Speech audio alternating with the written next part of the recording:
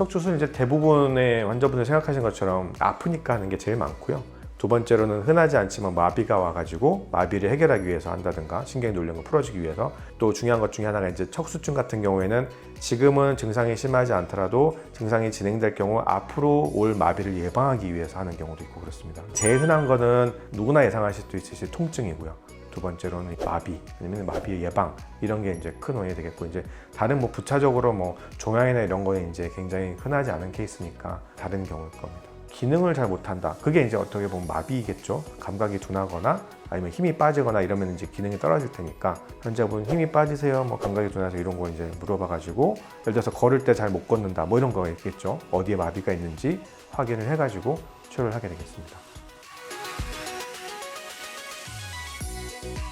대개의 경우는 이제 결과가 좋은 걸로 돼 있는데, 아닌 경우는 어떤 경우냐면, 이제 보통 우리가 수술을 할 경우에 제일 좋은 거는 이런 겁니다. 증상이 계속 지우게 돼서 수술적인 치료를 했다. 그럴 때 이제 제일 결과가 좋은데, 특히 척추수 같은 경우에는 뭐 할까 말까 하다가 한참을 이제 신경이 눌린 상태에서 쭉 계시다가 오신 경우도 있고, 또 협착증 같은 경우에는 환자분들이 뭐 주저하지 않으시더라도 굉장히 오랜 기간 서서히 신경이 눌려있던 상태가 지속이 되다가 오신 거기 때문에, 척추 수술을 해드리는 거는 눌려있는 신경을 눌리지 않게 풀어드리는 역할을 하는 거거든요. 눌려있던 신경이 회복되는 거는 신경 자체의 수술의 힘으로 회복이 되는 겁니다. 오랫동안 눌려있거나 아니면 연령이 높으시거나 하실수록 회복이 잘 안 되실 수가 있습니다. 아픈 게 하고 났는데 바로 좋아지지 않았다. 수술하고 나서 오랜 시간이 지났는데도 많이 좋아지지 않았다는 것은 눌려있던 시간에 대한 잔존 증상이 남아있는 게 굉장히 많아요. 많은 경우는 그게 시간이 지나면서 서서히 회복이 되지만 실제로 그 증상이 오랫동안 남으실 수 있습니다 라고 이제 말씀을 드립니다.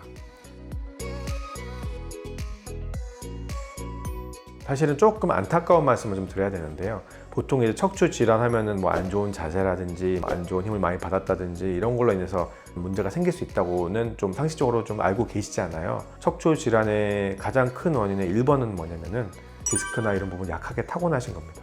약하게 타고난 게 일단 1번이고, 2번부터 뭐 자세가 안 좋은 거 아니면 안 좋은 힘을 받은 거, 제일 중요한 원인은 사실은 디스크를 약하게 타고나시거나 이런 분들이 디스크가 잘 생기시는 거예요.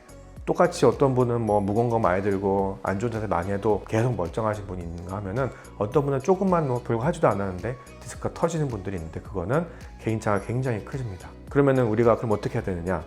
약하게 타고난 건 어떻게 할 수가 없죠. 최대한 1번 원인은 우리가 어떻게 할 수 없으니까 2번 뭐 자세, 3번 뭐 운동 이런 거를 최대한 생활 습관을 교정을 해서 1번을 좀 보완하려고 노력을 해야 되는 거고, 목에 안 좋은 생활 습관, 척추에 안 좋은 생활 습관과는 최대한 피하려고 노력을 해야 되는 겁니다. 자, 일단적으로 이제 보통 우리가 유전적이라고 말을 하려면 부모님이 있으면 자식이 이제 높은 확률로 있어야 된다 이렇게 생각을 해야 되는데, 사실은 뭐 유전적이다까지 표현할 건 아니고요. 약간 가족력은 있습니다. 가족분 중에 그런 분이 있으면은 조금 그럴 가능성이 높아진다 정도의 경향이 있다고 생각하시면 될 것 같아요. 타고난다는 건 사실 이제 그렇게 타고나는 거고요. 어떤 분은 몸이 예를 들어서 너무 뻣뻣하지만 튼튼하실 수가 있는 거고, 어떤 분은 몸이 너무 유연하지만 약할 수가 있는 거거든요. 이게 장단점이 있는 겁니다. 이제 수술 후에 통증이 이제 일어나는 원인이 이제 여러 가지가 있을 수 있는데요. 아무래도 이제 척추는 여러 마디가 있다 보니까 그 문제, 그 원인 치료를 했던 그 마디가 다시 문제가 생겼을 가능성도 물론 배제할 수가 없고, 아니면 다른 마디에 또 문제가 생겨서 아프신 경우도 있을 수가 있고요. 예를 들어서 통증이 있다 그랬을 때는 뭐 기본적으로 수술 후에 통증이 가끔 있을 수도 있는 경우가 있기 때문에 뭐 가벼운 물리치료라든지 주사라든지 먹는 약물 치료를 해서 가지고 가라앉히려고 노력을 해볼 수가 있는데, 그건 1차적인 노력이 잘 효과가 별로 없거나 하실 경우에는 다시 한번 체크를 해봐야죠. 뭐 MRI나 이런 검사를 해서 문제가 다시 재발한 건 아닌지, 아니면 남아있는 문제가 혹시 발견이 안 됐던 게 있는 건 아닌지, 새롭게 다른 마디에 문제가 생긴 건 아닌지 체크를 해보시는 게 필요할 수 있습니다. 이제 어렸을 때 무슨 검사를 해가지고 나중에 뭐 디스크가 생길까 하니까 이걸 아직 검사하는 건 아직은 없고요. 디스크의 퇴행성 변화라 그러죠. 우리가 MRI를 찍어보면은 물이 강조되는 그 T2 화면에서 디스크는 원래 밝게 표시가 돼야지 정상인데, 이제 그 색깔이 이제 어두워져서 좀 까맣게 되거나 이런 경우를 우리가 뭐 디스크 내장증이라고 하는데, 디스크에 수분이 충분히 있어야 하는데 수분이 빠지면서 나타나는 그런 현상이거든요. 그게 언제부터 생길 수가 있냐면은 10대부터 생길 수가 있습니다. 10대부터 이제 디스크에 퇴행성 변화가 생기기 때문에, 만약에 뭐 걱정이 많이 되고 우려가 된다 하면은 미리 검사를 해서 혹시 디스크가 이미 약해져 있는 건 아닌지 우리가 체크를 해볼 수 있겠죠. 실제로 흔하진 않지만 10대 학생들의 경우에도 종종 디스크가 있어서 치료를 받는 경우가 있어요. 검사하는 건 사실 어려운 문제가 아닌데 필요하냐의 문제가 있겠죠. 의료비가 많이 드니까. 제 생각에는 굳이 통증이 있거나 그러지 않은 이상은 MRI를 꼭 해볼 건 아닐 것 같다고 생각합니다.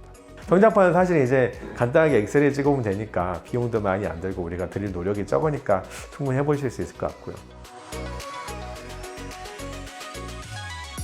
보통 우리가 병원에서 수술하시고 나면은 환자분 퇴원하셔가지고 3, 4주 정도 자세 조심하시고 뭐 보호대 잘 차시고 이런 걸 말씀을 드리거든요. 그런 것만 하셔도 좋지 않을까 싶습니다. 치료 수술해드렸더니 며칠 만에 열심히 무슨 운동을 하셔가지고 다시 너무 아프다고 오신 분이 계셨는데, 안 아프시다고 의욕에 차서 심하게 운동을 하시다가는 또 금방 아프실 수 있기 때문에 조금씩 살살살살 단계적으로 높여가는 게 중요합니다.